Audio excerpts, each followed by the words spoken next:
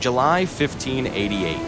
130 Spanish warships sailed toward England's shores under the command of King Philip II with 30,000 men and what was supposed to be enough firepower to blast Queen Elizabeth I off her throne forever. While they would eventually lose to the English, the Spanish Armada was the biggest naval fleet of the time and was considered the Invincible Armada. Now sure, the English don't need saving, but just for the fun, let's change one thing. Lurking beneath the waves sits something that shouldn't exist for another 400 years. The USS Seawolf, a nuclear-powered attack submarine from the 90s, armed with enough torpedoes to sink a fleet and technology to make Renaissance warfare look like a food fight. So what happens when the most advanced submarine ever built faces off against the pride of Spain's Golden Age Navy? Let's find out. The USS Seawolf is 353 feet of pure democracy that costs more to build than Spain's entire armada. Its teardrop hull slices through water at roughly 40 miles per hour underwater, faster than most Spanish ships could go with a hurricane in their sails. The USS Seawolf is packing 50 weapons in its torpedo room, including Mark 48 torpedoes that can literally break a ship in half from 20 miles away. Each torpedo carries 650 pounds of high explosive and travels at 55 knots, guided by onboard sonar and a silicon brain. Two technologies the Spanish of 1588 could never comprehend. Also on board is a nuclear reactor that produces 200 megawatts of power, enough to run a small city, and never needs refueling. While Spanish ships depend on good weather and have to resupply every few weeks, the Seawolf can stay submerged for months, limited only by how much beef jerky the crew packed.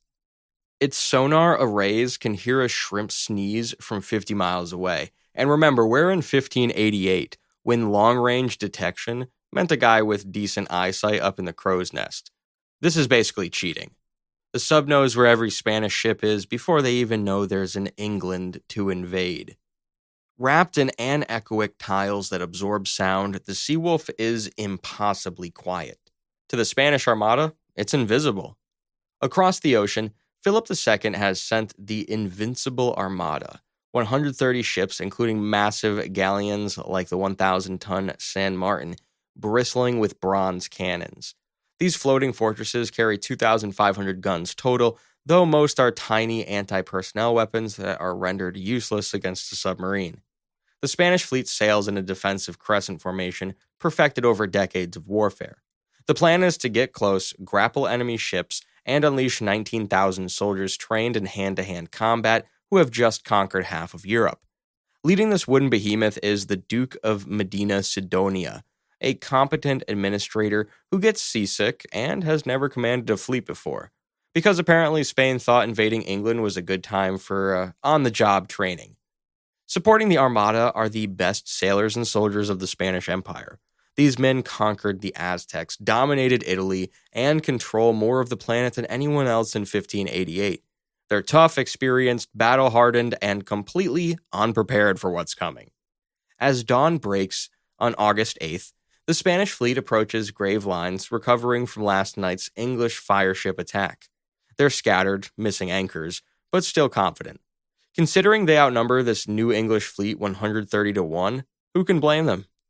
40 miles away, the Seawolf's sonar tracks over 100 wooden contacts as they crash through the waves, making more noise than a kindergarten class.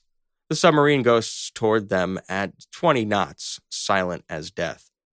The torpedo room crew loads the first Mark 48 into Tube 1. At 0600, the Seawolf launches its first torpedo, a 3,400-pound smart weapon that streaks through the water at 55 knots while its onboard computer analyzes the acoustic signature of its target, the flagship San Martin. The Spanish have no idea death is racing toward them at highway speeds. Hell, they don't even know what highway speeds are. 3 minutes later, the torpedo detonates directly under San Martin's keel. The 1,000-ton galleon literally jumps out of the water, its spine shattered, and crashes back down to the water in two pieces. The Duke of Medina Sidonia and 400 men vanish into the channel in seconds. Before nearby ships can process what happened, 3 more torpedoes are already on their way. The Seawolf's crew works with practiced efficiency, and they have 8 shots before needing to reload. Spanish captains see their flagship explode from below with no warning and no enemy in sight. Some scream about sea monsters, others fall to their knees in prayer. A few of the smarter ones just start sailing in the opposite direction.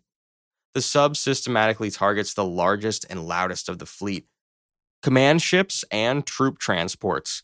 Every 3 minutes, another torpedo launches, and every 3 minutes, another Spanish ship ceases to exist. It's tough to even call a battle. Within an hour, 15 major Spanish warships are gone, wiped off the face of the planet. Thousands of men who woke up expecting to conquer England are now asking their ancestors if they know what happened. The surviving Spanish try everything. They fire cannons randomly into the water, in other words, throwing rocks at a ghost. Some drop barrels of gunpowder overboard, hoping to hit whatever demons lurk below. One desperate captain orders his men to stab the ocean with pikes. It goes about as well as you'd expect. The Armada's famous crescent formation collapses faster than New Year's resolutions. Ships collide trying to flee. Captains order full sail north, south, anywhere but here. The most disciplined naval force in the world becomes a panicked mob. But even time-traveling death machines have limits. The Seawolf carries 50 weapons, not 130. After expending 30 torpedoes to sink the Armada's core, it has to get selective. The crew targets ammunition ships, creating spectacular fireworks as powder magazines detonate. By noon, what started as an invasion becomes a rout. Spanish ships scatter to every point on the compass. Some make for the Netherlands, others for France. Most just want to go home and pretend this never happened. The submarine shadows the largest group fleeing north, occasionally launching a torpedo just to remind them the ocean hates them now. Spanish morale shatters. When sunset arrives, the Spanish Armada as a fighting force no longer exists. 30 ships are confirmed sunk, another 20 are on their way, and the rest are running for their lives. The channel is littered with wreckage, barrels, and many very confused or very dead sailors. Spanish survivors who make it home tell wild tales of explosions from below, invisible demons, and England's pact with the devil himself. The Inquisition very possibly tries switching to Satanism to make a pact of their very own. Put simply, they won't ever know what hit them. Spain never attempts another major invasion of England, not because they can't build more ships, but because sailors literally refuse to enter English waters. The haunted channel becomes a permanent psychological barrier. King Philip II dies convinced God abandoned Spain and the devil is in cahoots with Protestant England. The Pope issues several bulls condemning whatever infernal weapon the English used, which is awkward since the Armada was destroyed before England heard they were on their way. England's naval reputation skyrockets without firing a shot, and the British Empire gets a 400-year head start on ruling the waves. The Seawolf, having deleted the Spanish Navy, likely with a few remaining torpedoes, could theoretically visit Spain and introduce the empire to democracy, but that's a different timeline. In our scenario, one submarine accomplished more in 8 hours than the entire 16th century. The Spanish Armada didn't just lose, it went extinct and left a trail of PTSD in its wake. If you're curious about what would happen if a modern tank fought at Gettysburg, check out the video on the screen now.